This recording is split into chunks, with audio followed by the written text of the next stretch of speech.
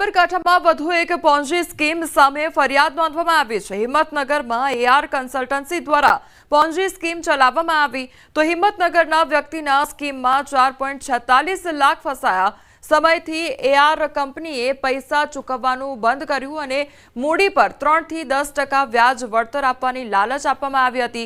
થોડોક સમય વળતર ચૂકવી બંધ કરી દેવામાં આવ્યું તો પોન્જી સ્કીમની ઓફિસો હિંમતનગરમાં ટપોટપ બંધ થઈ ગઈ તો એઆર પોન્જી સ્કીમને લઈ સીઆઈડી ક્રાઇમ અને સ્થાનિક પોલીસ સામે રજૂઆત પણ કરવામાં આવી હતી।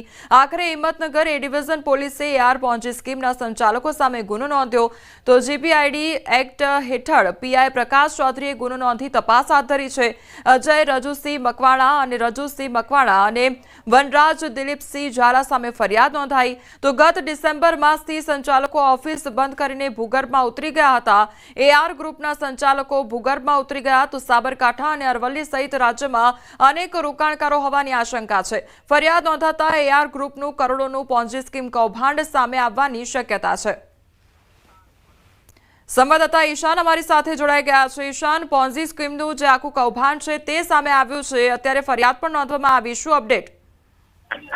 ચોક્કસ કે હિંમતનગરમાં એઆર કન્સલ્ટન્સી દ્વારા પોન્જી સ્કીમનો જે અત્યારે હાલ ફરિયાદ નોંધવાની ચાલુ રહી છે, જેમાં 4.47 લાખ રૂપિયા ફસાયા હોવાની અત્યારે હાલ તો ફરિયાદ નોંધાઈ છે। અલગ અલગ રોકાણકારો છે જે અત્યારે એ ડિવિઝન ખાતે પહોંચ્યા છે ને જે પોતાની જે રજૂઆત કરી રહ્યા છે કે જે 3 થી 5% 5 થી 10% જેટલા વળતર આપવાની જે વાતો કરવામાં આવી હતી, પરંતુ છેલ્લા કેટલાય સમયથી જે એઆર કન્સલ્ટન્ટને તાળા લાગ્યા છે તેના કારણે લોકોમાં રોજ જોવા મળી રહ્યો છે। એક પછી એક અત્યારે હાલ તો લોકો ફરિયાદ નોંધાવવા આવી રહ્યા છે। જી ઈશાન, સમગ્ર માહિતી બદલ આપનો આભાર। બાદમાં ટ્રાફિક નિયમો ભંગ કરનાર સામે હવે તંત્રની લાલાક કરવામાં આવી રહી છે। નવરાત્રી દરમિયાન અમદાવાદ ટ્રાફિક પોલીસ અને આરટીઓએ કરી છે કાર્યવાહી। ટ્રાફિક નિયમોનો ભંગ કરનાર 7500 થી વધુ વાહનો પર કાર્યવાહી કરી 39.75 લાખનો દંડ વસૂલ કરાયો। કુલ 980 ચલણ ઇસ્યુ કર્યા તો 370 વાહનોમાંથી બ્લેક ફિલ્મ ઉતારી દંડ ફટકાર્યો, જ્યારે 433 જેટલા વાહનો નંબર પ્લેટ વગરના ઝડપાયા છે।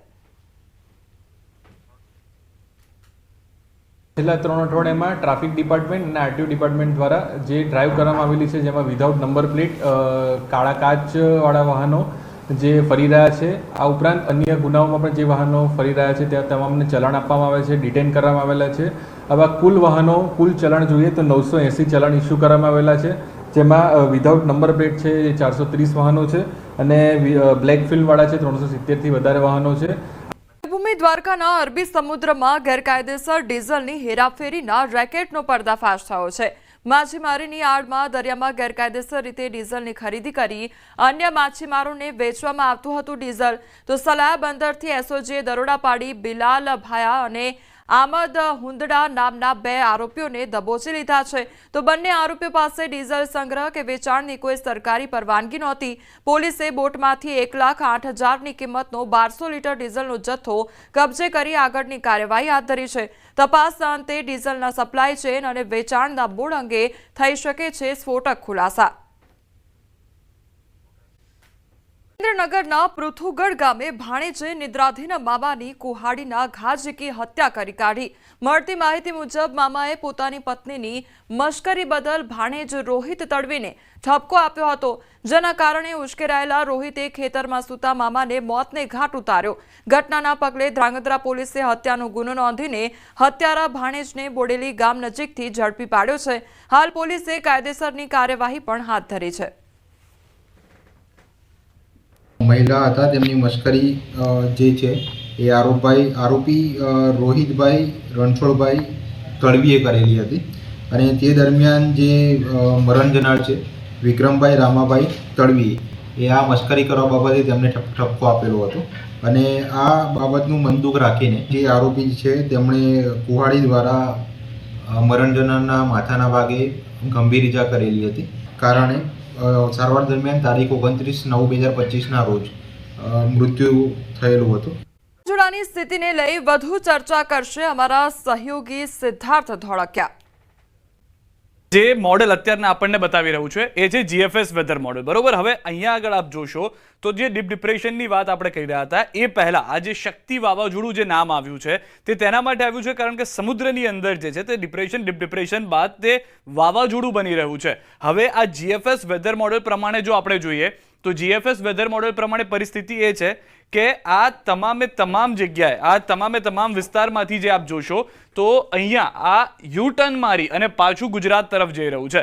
હવે સ્વાભાવિક રીતે જે વાવાઝોડા અથવા જે ડીપ ડિપ્રેશનની અસર આપણે પાછલા દિવસોમાં જોઈ છે, નવરાત્રીના કેટલાક દિવસો આપણે હેરાન થવું પડ્યું છે, તો ફરી એક વખત ચિંતાની વાત એ છે કારણ કે જો આ વાવાઝોડું જે શક્તિ નામ આપવામાં આવ્યું છે તે યુ ટર્ન મારે છે, જે રીતે આપ જોઈ રહ્યા છો અહીંયાથી કે યુ ટર્ન મારી અને ત્યારબાદ આવી રહ્યું છે, પરંતુ શક્યતાઓ છે કે જે વાવાઝોડું શક્તિ છે એ ગુજરાતમાં આવતા વાવાઝોડું ન રહે અથવા તો ડીપ ડિપ્રેશનની પરિસ્થિતિમાં જોવા મળી શકે છે. પરંતુ હજી પણ હવામાન વિભાગ તરફથી આઈએમડી તરફથી એ વાત નથી કરવામાં આવી. આઈએમડી તરફથી એ વાત ચોક્કસથી કરવામાં આવી છે કે વાવાઝોડું બની રહ્યું છે, પરંતુ એનો જે નિર્ધારિત ટ્રેક છે તે હજી સુધી એ સમગ્ર વિસ્તારમાં કહેવામાં નથી આવ્યો. હજી જે આપ જોઈ રહ્યા છો તે પ્રમાણે આ જે આઈએમડી તરફથી કહેવામાં આવેલું છે તે પ્રમાણેનો રૂટ છે કે વાવાઝોડું બની રહ્યું છે. શક્તિ નામ પણ તૈયાર થઈ ગયું છે તેના માટેનું કે જે ભારતે આપવાનું હતું આ વખતે, અને આની જે અસર છે આ જે આખી લીલો ભાગ જોઈ રહ્યા છો તેનો મતલબ એ હોય છે કે આ જે આખો વાવાઝોડાનો નિર્ધારિત રૂટ નક્કી કર્યા છે તેની આજુબાજુના કોઈ પણ વિસ્તારમાં તે જઈ શકે છે. જેટલો લીલો ભાગ આપ જોઈ રહ્યા છો તેટલા લીલા ભાગમાં જોવા મળી રહ્યો. હવે અહીંયા આગળ આપ જુઓ તો સાંજ સુધીમાં જે વાવાઝોડું બનવાનું છે તે સાંજ સુધીમાં દરિયાની અંદર બનશે. 6 થી 6:30 સુધીનો સમય હોઈ શકે છે કે જ્યારે વાવાઝોડું બને, પરંતુ ત્યારબાદનો જે યુટર્ન જોવા મળી રહ્યો છે વાવાઝોડાનો કે જે ગુજરાતના વિસ્તારોને અસર કરશે તે જે છે તે જીએફએસ વેધર મોડેલ બતાવી રહ્યું છે. જેમ કે આ જીએફએસ વેધર મોડેલ આપ જુઓ કે અહીંયા આગળ જે છે તે યુટર્ન મારી રહ્યું છે, જે થોડું ઘણું બતાવવામાં આવ્યું છે આઈએમડી તરફથી, પરંતુ ત્યારબાદનો જે આખો રૂટ છે તે હજી સુધી આઈએમડી તરફથી કહેવામાં નથી આવ્યો. અહીંયા આગળ જો આ પરિસ્થિતિ થાય છે તો દિવાળીની અંદર ખેડૂતો માટે તો ચિંતા છે, પરંતુ તમામ લોકો જે દિવાળીની તૈયારીમાં હોય છે, ખાસ કરીને ગૃહિણીઓ કે જેઓને દિવાળી કામ આવી જતું હોય છે, તો તેઓને પણ હાલાકી થશે કારણ કે આ વરસાદ જે આવશે તે ન ફક્ત જો આવે છે, જો આ મોડેલ પ્રમાણે આગળ વધે છે વાવાઝોડું અથવા તો ડીપ ડિપ્રેશન કે ડિપ્રેશન બને છે તોની વાત આપણે કરીએ તો સૌરાષ્ટ્રના મોટાભાગના વિસ્તારો કે જ્યાં આગળ દરિયા કિનારાના જે વિસ્તારો છે ત્યાં આગળ તેની ભારે અસર થશે. ફક્ત વાત ત્યાં સુધી નથી અટકતી, તે જે આપ આ છેલ્લું બિંદુ જોઈ રહ્યા છો જાંબલી રંગનું એ બિંદુ મધ્ય ગુજરાત સુધી પહોંચી રહ્યું છે, એટલે કે અમદાવાદના આસપાસના વિસ્તારો જે છે, સૌરાષ્ટ્રમાં તો વારો પાડી જ દેશે આ સિસ્ટમ, પરંતુ અમદાવાદમાં પણ તેની અસર જોવા મળી શકે છે. અને ત્યારબાદ આપણે કોન ઓફ અનસર્ટિનિટી જેને કહીએ છીએ, આજે એટલો પાર્ટ જે છે તે કોન ઓફ અનસર્ટિનિટી કહેવામાં આવે છે, જે થોડો ઘણો આપને જોવા મળતો હશે.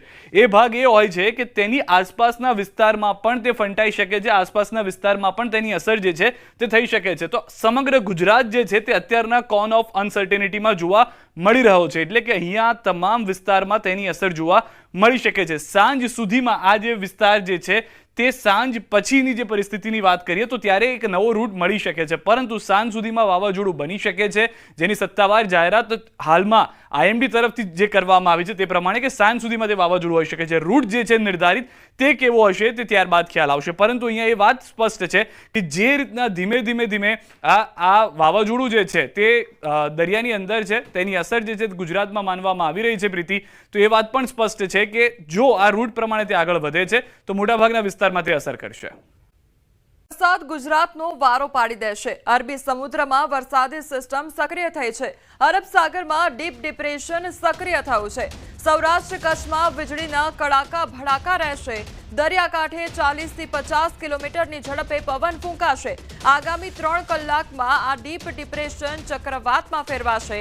આગામી 24 કલાક વેરાવળ અને અન્ય બંદરો પર LCB 3 લાગુ અને LCS 3 લાગુ છે, ત્યારે દક્ષિણના દરિયાકાંઠે DC 1 જે સિગ્નલ છે તે પણ લગાવવામાં આવ્યું છે. માછીમારોને આગામી જે 5 દિવસ છે તેમાં દરિયો ન ખેડવાની સૂચના પણ આપવામાં આવી છે. આગામી 7 દિવસ હળવાથી મધ્યમ વરસાદની આગાહી કરવામાં આવી છે. ગુજરાતનો જે પશ્ચિમ વિસ્તાર છે ત્યાં આગળ વરસાદી માહોલ રહેવાની શક્યતા વ્યક્ત કરવામાં આવી છે. તો ઓરિસ્સા પાસે ડિપ્રેશન સક્રિય થતા રાજ્યમાં હળવા વરસાદની આગાહી કરવામાં આવી છે. વેરાવળ અને ભરૂચ પાસે મોન્સૂન વિડ્રોઅલ લાઇન પણ પહોંચી ગઈ છે. डीप डिप्रेशन अभी नॉर्थ ईस्ट अरेबियन सी के ऊपर परसिस्ट कर रहा है. इसका मूवमेंट जो है नॉर्थ वेस्टवर्ड है. इसका जो पोजीशन है अभी लैटीट्यूड है 21.5 डिग्री नॉर्थ और लॉन्गिट्यूड है 67.0 डिग्री ईस्ट, जो कि पोरबंदर से वेस्ट वार्ड डायरेक्शन में 280 किलोमीटर वेस्ट में है। इसका जो मूवमेंट है वेस्ट नॉर्थ वेस्ट वार्ड रहेगा and further it will intensify into cyclonic storm during the next 3 our.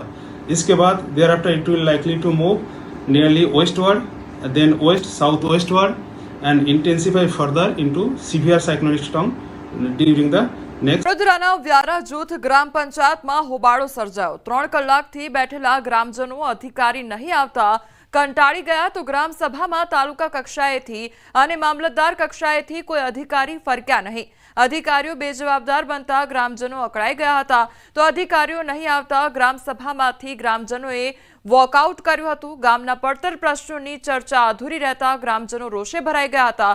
ગ્રામજનોએ ગ્રામ પંચાયતની બહાર હોબાળો મચાવ્યો। વહીવટીતંત્રના અડધડ આયોજનના કારણે ગામ લોકોની રજૂઆત અધૂરી રહી તો 2 ઓક્ટોબરે કર્યું હતું ગ્રામ સભાનું આયોજન।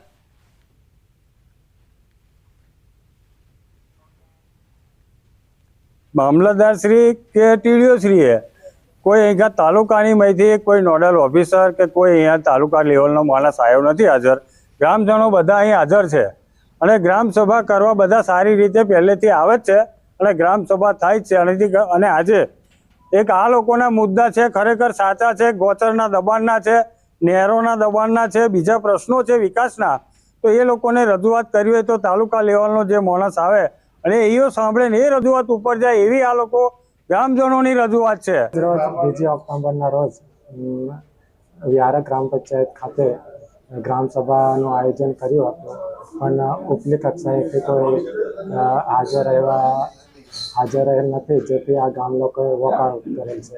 જિલ્લા કક્ષાએથી જે અધિકારીને મૂકવામાં આવ્યા હતા કરણ પટેલ કરીને, એ અહીં આવ્યા નહીં એટલે અમે એનું લિસ્ટ તલાટી પાસે માગ્યું, તલાટીએ લિસ્ટ આપ્યું, એમાં એનો નંબર હતો, એ મોબાઈલ નંબર પર મેં ફોન કર્યો।